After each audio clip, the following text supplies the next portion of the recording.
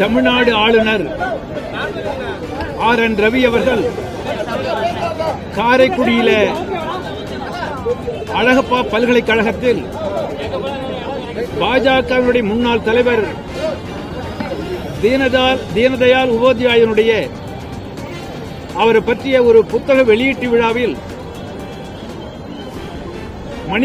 மனிதகுல விடுதலைக்கு வித்திட்ட காரல் மார்க்ஸையும் பரிணாம தத்துவத்தை உருவாக்கிய சார்லஸ் டார்வினையும்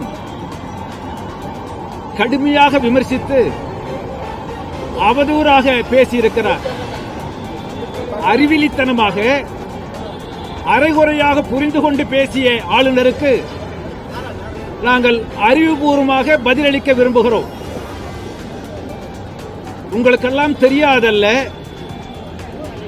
கவிஞர் கண்ணதாசன் ஒரு சினிமாவிலே பாடுகிற போது எல்லோரும் எல்லாமும் பெற வேண்டும், இங்கு இல்லாமை இல்லாத நிலை வேண்டும், வல்லான் பொருள் வைக்கும் தனி உடைமை நீங்கி இந்நாட்டில் வர வேண்டும் பொது உடைமை என்று மார்க்சிய தத்துவத்தை அழகாக விளக்கியிருக்கிறார். அத்தகைய மாமேதை மார்க்ஸையும் அவருடைய பங்களிப்பையும் கடுமையாக ஆளுநர் விமர்சித்து பேசியிருக்கிறார்.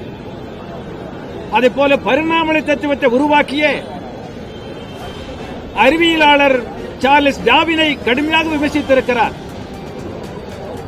அவருக்கு சார்லஸ் டார்வினை பற்றியும் தெரியாது, காரல் மார்க்ஸை பற்றியும் தெரியாது.